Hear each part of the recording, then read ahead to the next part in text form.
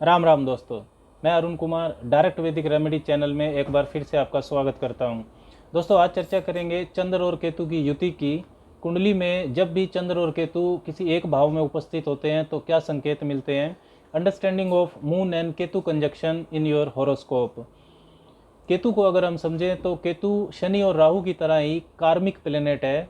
कार्मिक ग्रह का मतलब होता है कि ये ग्रह पिछले जीवन के कर्मों के बारे में जानकारी देते हैं, पास्ट लाइफ डीड्स के बारे में, और उन कर्मों का हिसाब किताब भी देना पड़ता है। केतु कुंडली में जहाँ भी होता है, जहाँ इसका प्रभाव होता है, ये बताता है कि उन चीज़ों पर, उस भाव की चीज़ों पर आपने पिछले जीवन में काफ़ी मेहनत और ऊर्जा खर्च की थी, उनका अनुभव लिया था। इसलिए केतु की ऊर्जा जीवन में उन चीज़ों के प्रति, इस जीवन में उन चीज़ों के प्रति अंदर से आपके लगाव को ख़त्म करती है, अलगाव लाती है। केतु भौतिक जीवन से अलगाव, आइसोलेशन फ्रॉम मटेरियल वर्ल्ड का कारक है। योगी, सन्यासी, संतों को रिप्रेजेंट करता है। आध्यात्म, मोक्ष, स्पिरिचुअल एनलाइटमेंट, पूर्वाभास की शक्ति, साइकिक एबिलिटी, दार्शनिकता, रिसर्च, ध्यान लगाना, मेडिटेशन करना, ये सब केतु के कारकत्व में आते हैं। मन की आंखों से देखने वाला और सच की खोज करना, केतु का ऐसा व्यवहार रहता है। अवचेतन मन में झांकना, गोइंग इनटू सबकॉन्शियस माइंड। केतु बिना सिर का ग्रह है, इसके पास सिर्फ शरीर है, सिर नहीं है तो दिमाग नहीं है, देखने के लिए आंखें नहीं है, दिशाहीन और असंतुष्ट ग्रह है। मूर्खता का कारक भी है केतु। केतु बहुत रहस्यमयी ग्रह है। चंद्रमा को अगर हम समझे तो चंद्रमा मन और मस्तिष्क का स्वामी है। Moon is your mind. मन का झुकाव कहाँ रहेगा और कितनी तीव्रता से रहेगा, ये चंद्रमा कंट्रोल करता है। चंद्रमा आपकी सोच है, थॉट प्रोसेस को कंट्रोल करता है। चंद्रमा आपकी मानसिक शांति, मेंटल पीस, मन की खुशी, संवेदनशीलता, भावुकता, आपका मूड, इन सब को चंद्रमा नियंत्रण करता है। कुंडली में जहाँ भी चंद्रमा का प्रभाव होता है, जिस भी भाव में होता है, तो उस भाव से संबंधित बातें व कार्य करने की जो सोच है वो हमेशा आपके दिमाग में रहती है। जल तत्व का कारक है, इसलिए चंद्रमा का प्रभाव बड़ा व्यापक रहता है। एकाग्रता और कंसंट्रेशन में भी चंद्रमा की मुख्य भूमिका होती है। चंद्रमा माता का कारक भी है। माता की शिक्षा, माता का पोषण, माता का सुख दुख, इन सब का कारक चंद्रमा होता है। चंद्र केतु की युति में चंद्रमा और केतु के अंशों को देखना, डिग्रीज को देखना बहुत ज़रूरी होता है। अगर ये युति 8 डिग्री से कम के अंतर पर बनी हुई है तो इसका ज़्यादातर फल मिलता है। चंद्रमा और केतु के अंशों में, डिग्रीज में जितना ज़्यादा अंतर बढ़ता चला जाएगा तो इस युति का प्रभाव कम हो जाता है।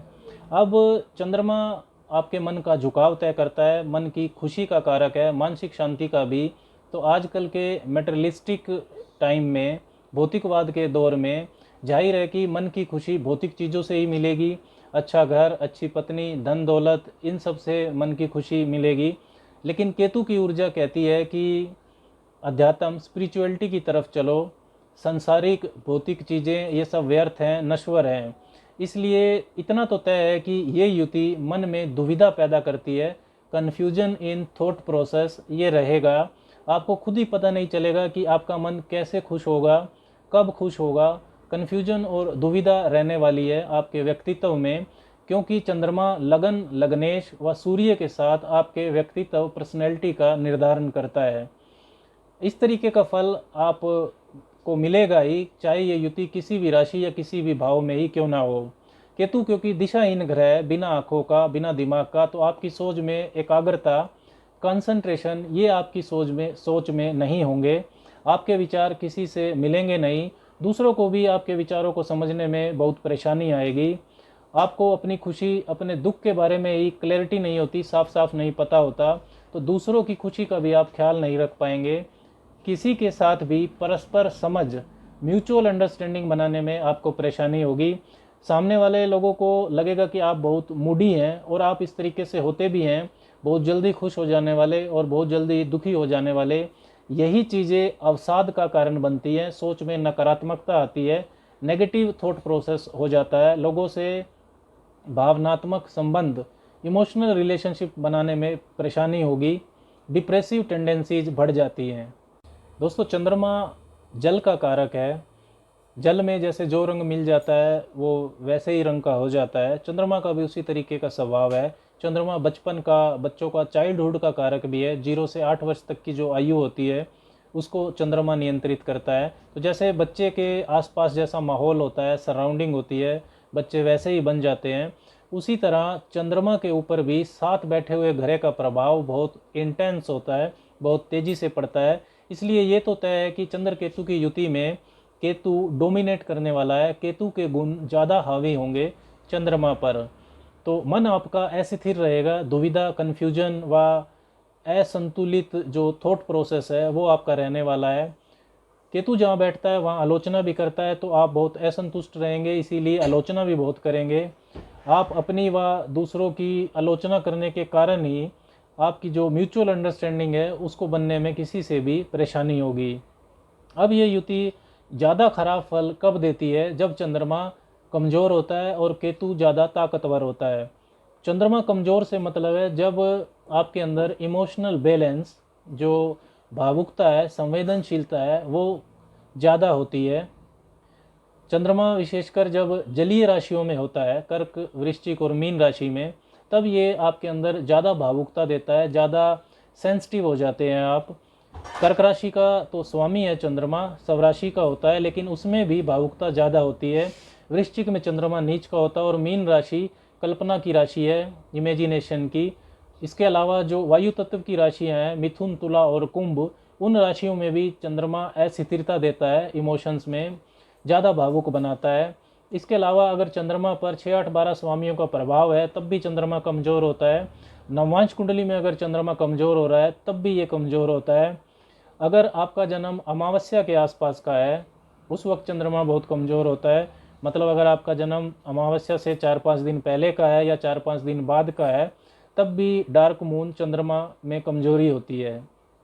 चंद्रमा अगर आपका कमज़ोर है तब चंद्र केतु की युति आपकी परेशानी को बढ़ा सकती है।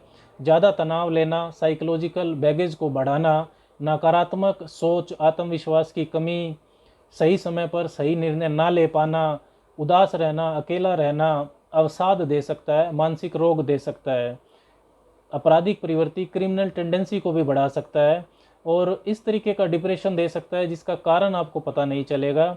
विचित्र बातें आप कर सकते हैं, विचित्र तरह की चीज़ें आपको दिखती हैं, ऐसी शिकायत आप कर सकते हैं। स्किज़ोफ्रेनिया, जिसमें कुछ महीने, कुछ समय आपका कुछ व्यवहार रहेगा, बाद में कुछ व्यवहार रहेगा, व्यवहार आपका बदल सकता है। भूत प्रेत की शिकायत आप कर सकते हैं। विशेष करके 8वें और 12वें भाव में अगर ये युति खराब है तो पैरानॉर्मल एक्सपीरियंसेस आपको, ऐसा संभव है, डरावने सपने आपको दिखाई दे सकते हैं। आपका जो असाधारण व्यवहार है, एबनॉर्मल बिहेवियर, उस भाव के फल को भी खराब कर देगा जिस भाव में ये युति बनी हुई होती है, चंद्र केतु जहाँ पर बैठे हुए होते हैं। इसके विपरीत चंद्र केतु की युति के खराब फल कब कम हो सकते हैं? जब चंद्रमा मजबूत हो, आपका जन्म पूर्णिमा के आसपास का हो, पूर्णिमा से 4-5 दिन पहले या 4-5 दिन बाद में, उस वक्त चंद्रमा के अंदर पक्ष बल होता है, चंद्रमा मजबूत होता है।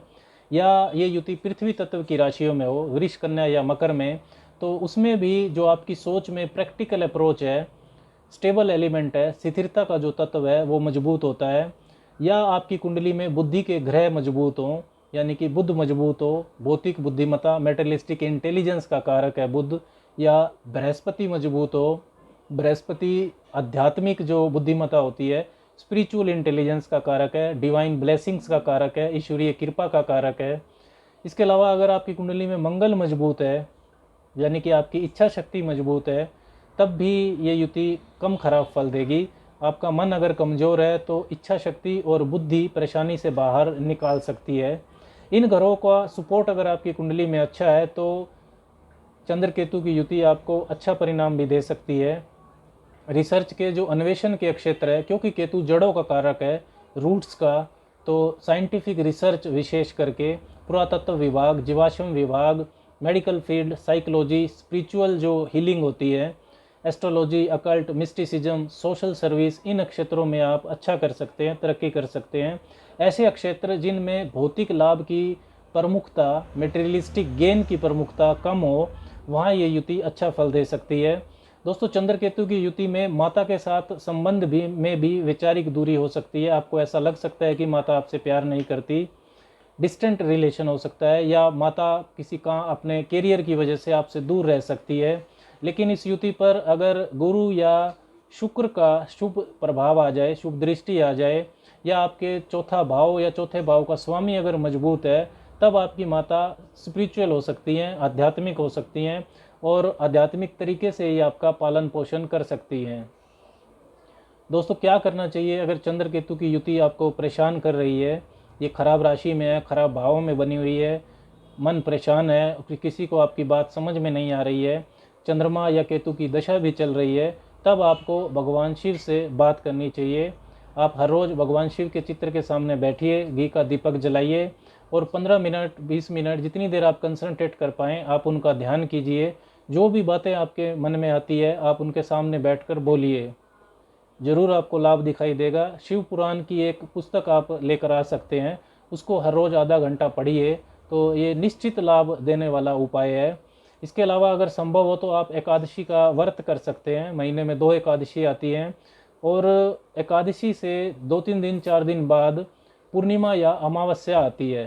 तो जो भी मानसिक अस्थिरता है वो पूर्णिमा या अमावस्या के आसपास बहुत ज़्यादा बढ़ जाती है, तो मन पर नियंत्रण के लिए एकादशी का व्रत बहुत शुभ माना जाता है। इस व्रत में आप चाहे फल जल खाएं या एक वक्त सात्विक भोजन खाएं, लेकिन मानसिक आहार का जरूर ध्यान कीजिए कि मानसिक आहार शुद्ध होना चाहिए। मतलब कि ना आप किसी की निंदा करें या कोई निंदा आपके सामने करें, निंदा आपको सुननी भी नहीं चाहिए, तो फ़ायदा आपको ज़रूर दिखाई देगा। इसके अलावा आप किसी भी तरह की समाज सेवा से अगर जुड़ते हैं तब भी आपको निश्चित लाभ दिखाई देगा। दोस्तों ये सारे उपाय अगर चंद्र केतु की युति आपको परेशान कर रही है तो आप डायरेक्ट कर सकते हैं, लाभ आपको निश्चित दिखाई देगा। आज के लिए बस इतना ही। राम राम।